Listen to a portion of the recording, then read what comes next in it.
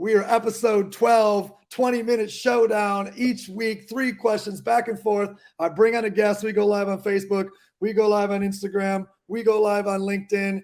And we've got a fantastic guest with us today. So tax accounting background, real estate investing background, and also investments in other passive businesses as an entrepreneur, one being recycling business. So guys, how's that for a 33-year-old that is a tax accountant? How many past clients have you had in your career? I know the number. I want them to hear this number. How many total clients have Total clients right now, we 19,000 clients.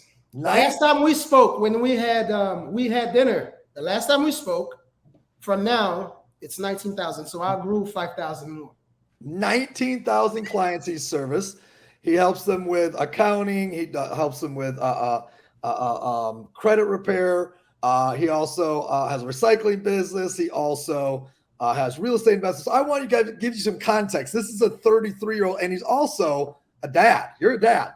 I'm a dad, yes. I have a beautiful daughter, man. Yes, you do. I think she's going to be taller than us, Nick, because she's already catching my heights right now. Well, what do you mean us? You're not the same height as me, bro. Come on, Nick. Nick, come on. She's going to be taller than you. That ain't me. She's going for 6. She's about to be 6. You know, she's a ballet dancer. Okay. So you know how that goes. Beautiful girl. Okay, so guys, I wanted to get you Wender's backstory. Let me go ahead and give you my quick backstory. I'm from Michigan originally, very blue-collar, middle-class upbringing. All 4 grandparents worked at the factory. Dad worked there. Uncles worked there. Brothers worked there. I don't want to work there. I want to be rich one day, but I can't sing, can't dance, can't act, can't rhyme. Not going to do anything illegal. So what did I do? I played sports, and that was my ticket out. Found entrepreneurship, became a millionaire at 25. Bought a company that was going out of business at 26. Created a company called Visalis.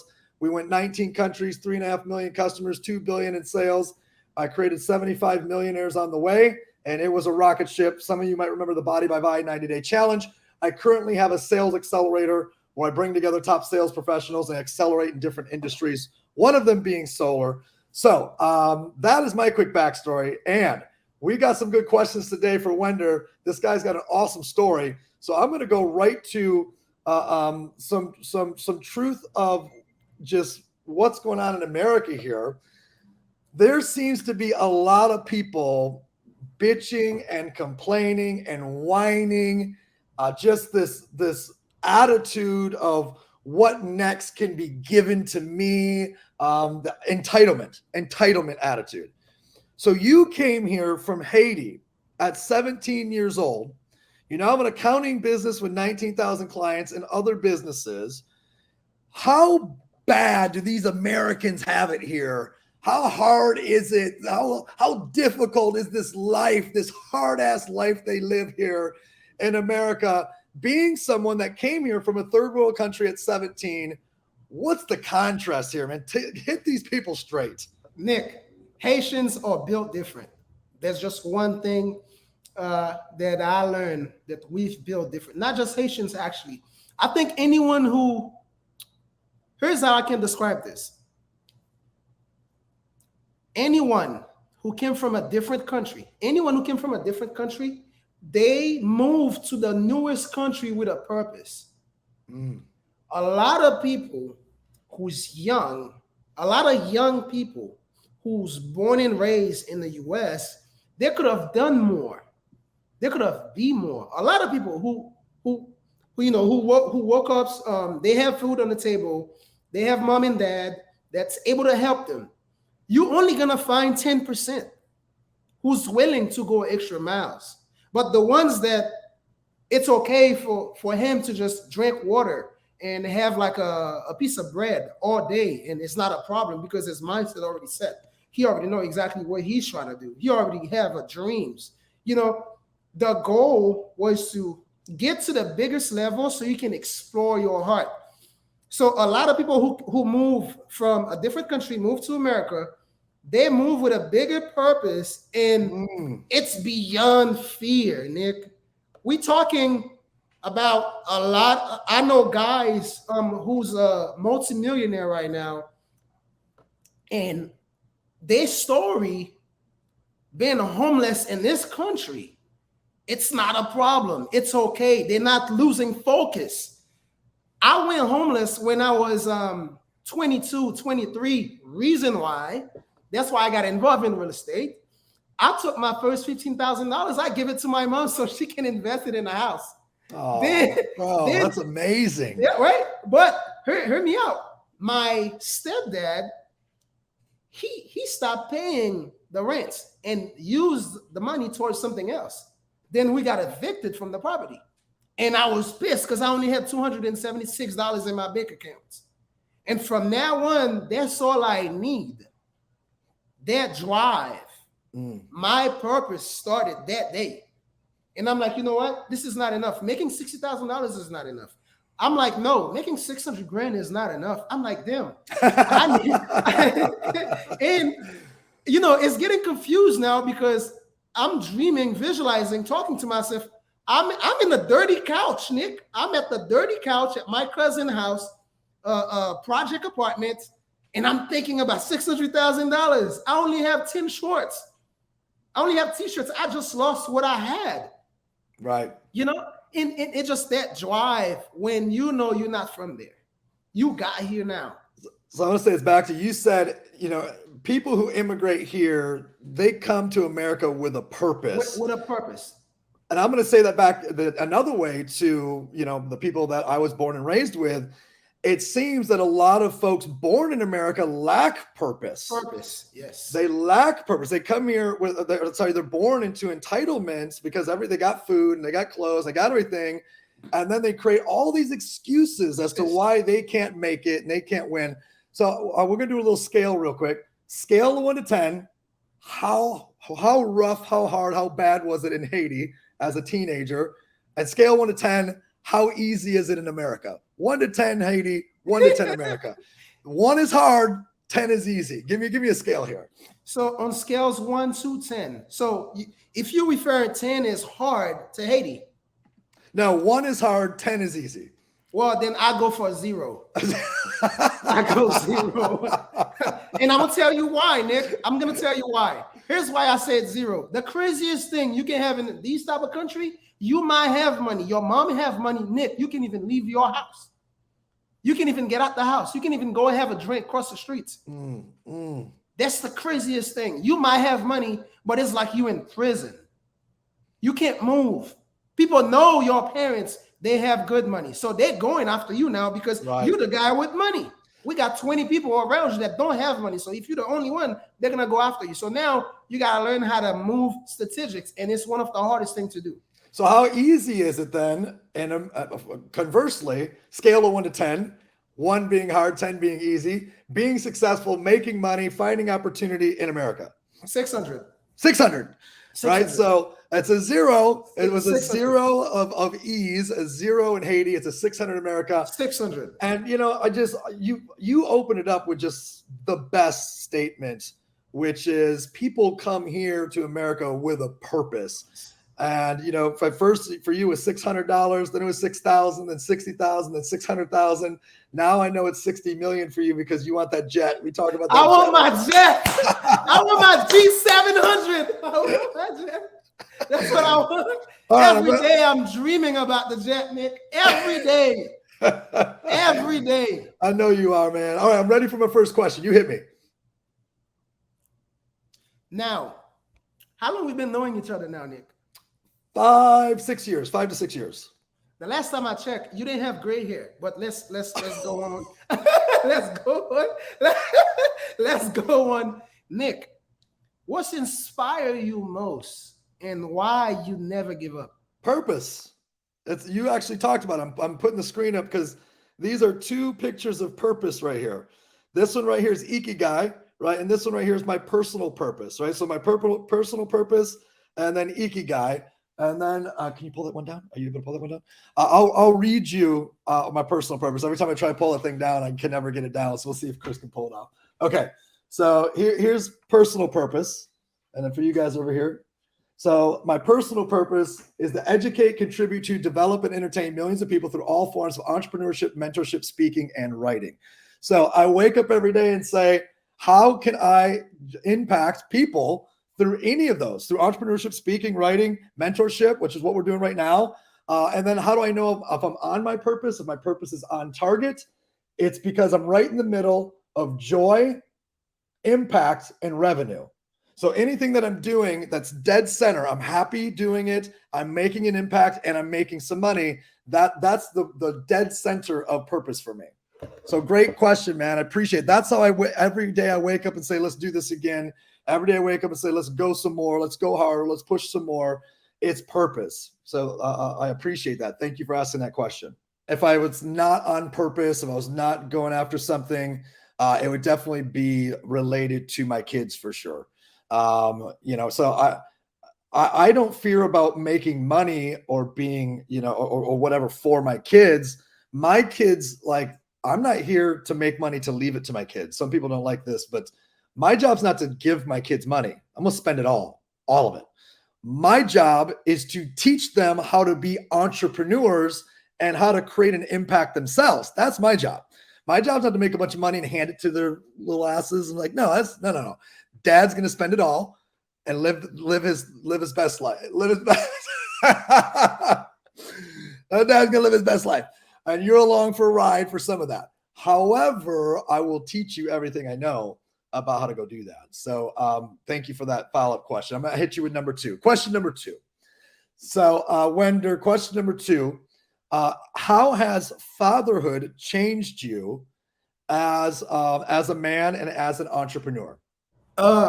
It gives you a lack of focus. That's one of the things. It gives you a lack of focus, and your fear just got bigger. The reason why your fear got bigger, because you don't want to be in the positions when the needs it's required and you don't have the needs that they're looking for. A daughter will ask you for anything, everything. They don't really have a connections with their mom, actually, when it comes down to ask for a favorite. They're always going to go for the dad regardless. So me knowing that I have a daughter, I'm pumped. I have a daughter because she'll call me at 10 p.m., midnight. She'll say something, like, Daddy, can you help me with my homework? Like those kind of things. I don't want to miss those opportunities.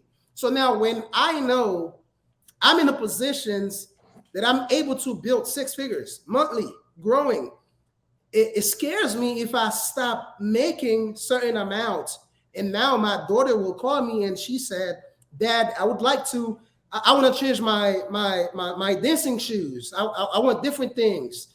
Dad, can you change my room for me? I have to customize her room in 2 days at my house, even though she have her own room at her mom's house. She want a bigger TV to be at my house. So I have to get me a bigger TV, change everything. It's just like those needs, when you don't have those needs as a father, and you have a child who loves you, and you step forward as a man to be a dad, then the fears take place. This is good fear, good fear, right? Like good fear. It's good fear, and that fear gives you that drive to do so on a daily. Even though you're having a bad day, you have this ongoing, unsolved problems. Even though you have millions, you feel like it's been unsolved. You're missing something, and you keep on searching by doing double towards what you was doing last year, by doing triple towards you was doing 3 years ago, because you gotta build family wealth. And now you start thinking when she's 16, what kind of car she's gonna need. Like if she's gonna move into her mom, she's gonna stay to her mom, or she wanna move into her dad, because due to the state, if someone is 16, 17, they could choose if they want to stay with their daddy or moms. So those kind of things, and you're trying to put yourself in their positions where for a fact life is not perfect, but you want to become perfect. Like you want to be a perfect dad. So how do you keep from spoiling her? And because obviously with split parenting, I'm familiar with that. Yeah. It's sometimes hard to be, the educator or the disciplinarian, or make them earn stuff as opposed to just give it to them. How do you keep from spoiling her, and what lessons do you kind of teach inside of that? So one of my priority key, I don't want to have any children, even though I have money or not, and not knowing exactly how to clean, how to cook, how to fix her bed. She would spend 4 days, 3 days with me every weekend, and I would like, look, listen, if you want to earn $20, you gotta clean your room. That's the first 20. The next following 20 will be, while I'm cooking, you gotta watch me.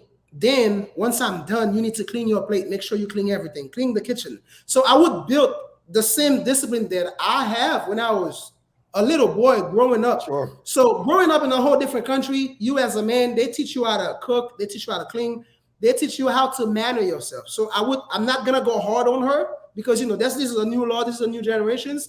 But I would make sure I turn her mindset into a monopoly. This is where when you have a daughter and she know, you know what, I want $20 from daddy because I want to play Roblox. She know if she wants $20 for Roblox, she got to do something for me to give her the money. And I would show her like I have more than you thinking of. So whenever you need something, you have to come to me. But doing this, I create a friendship. Can you do me a favor? Can you not tell my kids that you pay your daughter $20 to pay? I need to see it here. $20. I need $20. Your house has got some riches, bro. My kids are gonna get 20. They're gonna do some work for $20. So my kids will get like $5, maybe 10, if they go through like an hour and a half lesson of John C. Maxwell and I write a report on leadership. You know what's crazy? They get nothing for cleaning their house. You know what's crazy? I make sure because cleaning comes with a sweat. I make sure she clean and I pay her. Then if she clean the dog, make sure she wash the dog, her dog, stay at my house, she still get the 20. But one thing that I found that was so passionate about children's, they love to read. They really do love to read. But the reading has to be something. It has to be something different. And she's doing it for free. She would be with me. I'll just give her the book and she would read 10 page. That's it. 5, 10 page.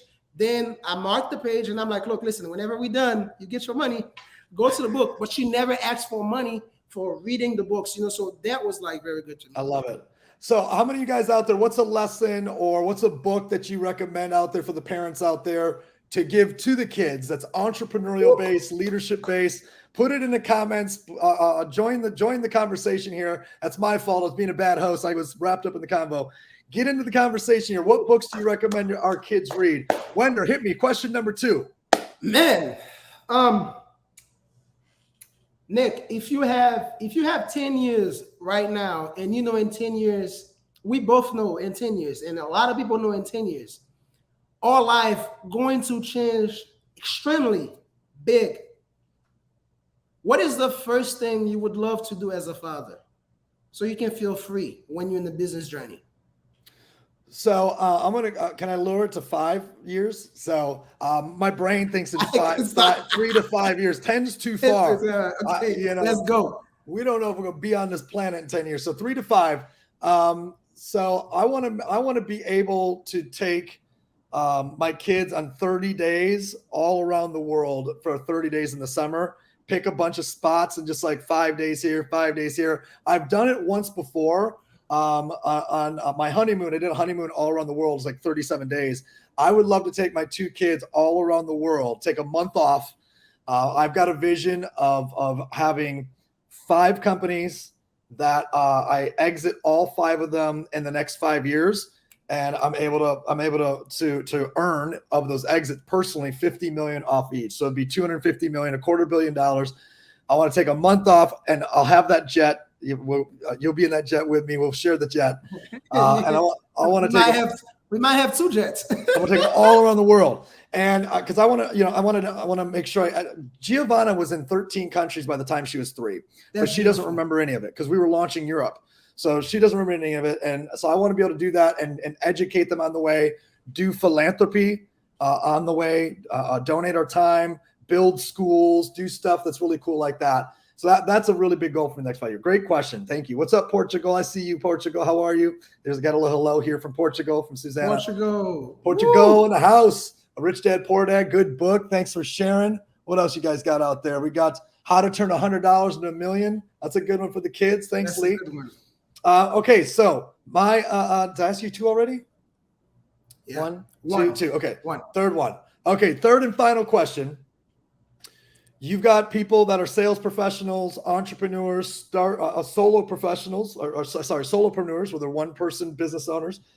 What are your 3 most critical must-have characteristics if they're going to make their first $1 million? If they've already made $1 million, maybe it's a couple more. What are those 3 must-have characteristics, non-negotiable. You must have blank, blank, and blank if you're going to be a millionaire or a multimillionaire. You gotta be okay when you heard someone say no to you. Never try to downgrade anyone who at the lowest just because you're at the highest. Your attitude has to be on point. Those are my top 3. Reason why I'm typing them up to everybody. So number 1, rejection's okay. Rejection, it's okay to get rejections until you get to the answer that you're looking for. Reason why keep going. Reason why I said what I said is because if you don't know how hard life is, you won't ever appreciate life. So if you don't know exactly how, when people say no, you don't know the meaning of what they know. You can't find the right answer. People say no to you just because they don't know what's going on. People say no to you because they don't have acknowledgement of what you try to explain. Yep. They say no to you because the wife is not around. They want to make the right decisions. They say no because 2 men is not enough.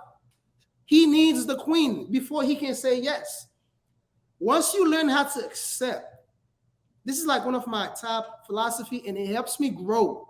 I get clients who rejected me 2-3 years because they said I'm too young. They're not going to allow me to do quarterly taxes on their company. Company's doing $100 million. It was like, no, I need someone who's 60, 70. Then find out 60, 70 cannot keep up with the pace. The AI industry, the pace, the numbers. They can't work on Sunday. You see what I'm saying? Because Wender works on all days. I work all days. So if I work all day, it's 52 weeks.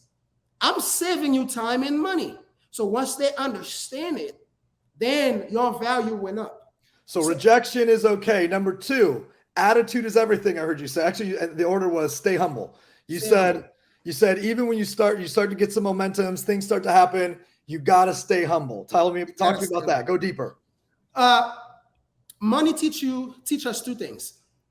If you're humble and you start making money, you will have you're gonna stay even more humble. You're going to respect everyone who's around you. You're gonna understand before someone becomes successful, they must go to a rough path, and you're going to embrace these type of people who's at the rough path, so you can help them get to the new bridge.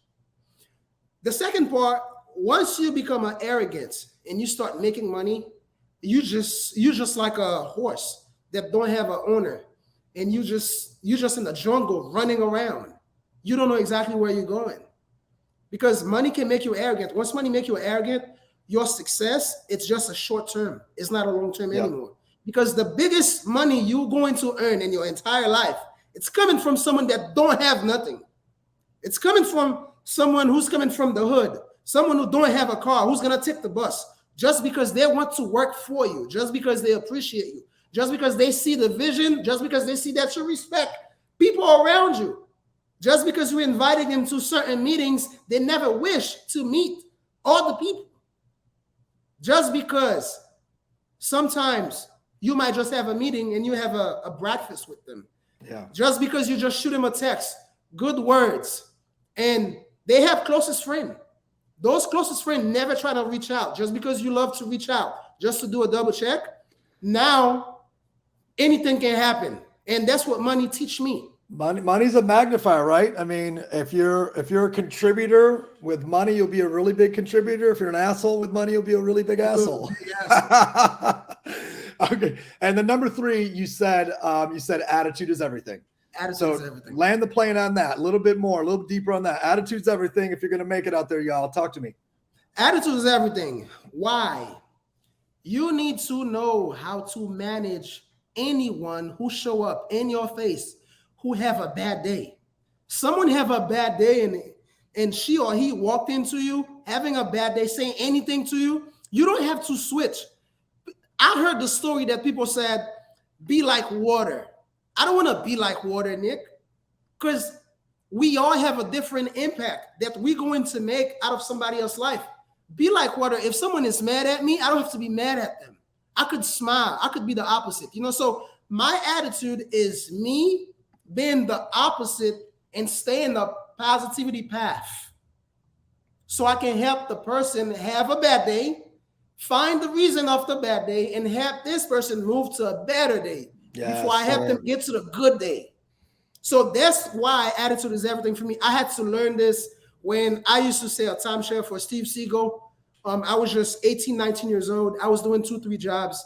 And Steve was grabbing me, and he's a billionaire. He could have just grabbed the top salesman.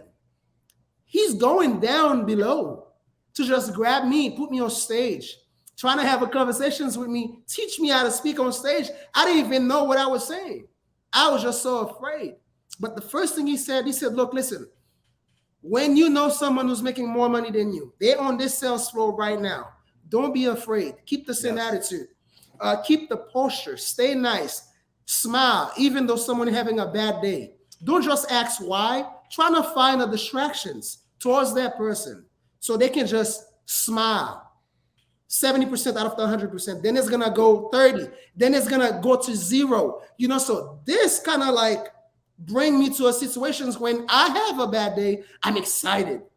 Well, you got $100 million smile, brother. You got 100. You don't have $1 million smile. You got $1 billion smile. We got $1 billion. All right, last question for me. I just realized I've got to Zoom in 1 minute. Last question for me. Hit me. I'm ready. You ready? Set. Ready. Final question. Now you got to ask me the final question. What is your biggest regret during the last 10, 20 years? I've been asked this question several times actually on the 20-minute showdowns. I'll grab one. Let me kind of close it out a little bit better. Yeah. As an entrepreneurship, what is the biggest regret you ever had? And for a fact, if you could have made this decisions, you could have been far or you could have lagged back. Not making very difficult decisions about friendship and brotherhood as it was drastically impacting business, and allowing that language of brotherhood and friendship to manipulate the overall situation and story of what the reality was of how it was very negatively impacting business. And I'm going to stay there generically without going down into the details of that. But a lot of you guys are going to be faced with best friends, family, brotherhood relationships that they were great for a moment. All of a sudden, they're very dramatically and drastically impacting business.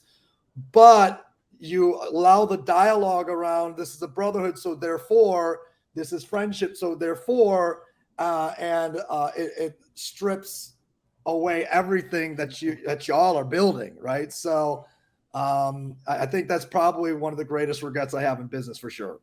Great question. Tough one for me to answer like this, but hopefully I got a good point across. Yep, that was a good one. Guys, Wender, where can we find you? Thank you so much for being on. Your first, your statement of people who come to America come with a purpose was probably one of the most powerful things said on the 20-minute showdown in the last 12 episodes. Where can everyone find you? I'm actually right here in Orlando, Florida. If you guys want to reach out, IG, Manager Wender, that's my IG. Wender Monnely, that's my Facebooks. Me and Nick, if you find Nick, you can find Wender. Will I see you Thursday? Listen, we're going to be locked in Thursday. All right. My goal for Thursday is to bring anyone right now, young entrepreneur on social media. If you live in Orlando, if you live in Tampa area, if you live in West Palm area, just so you know, go straight on our DM. We got some crazy entrepreneurship business opportunity that's about to pop out. So I need you guys to be on our DM ASAP. If you want to learn new stuff, Nick, as the same way as Nick said, hey, Wender, Nick know where to find me. I know where to find Nick. I'm going to find you on Thursday. The goal, Nick, is how can people find us? Because I can't leave you behind. Well, where you can all find me, y'all, is www.nickslinktree.com. Everywhere you want to find me, hit me on all those things. Wender killed it. Give him a follow, give him a like, give him a share. This man brought it today. Thank you so much, Wender. Episode 12. I thought we did a damn good job, my friend. We're going to bring this thing to a rest.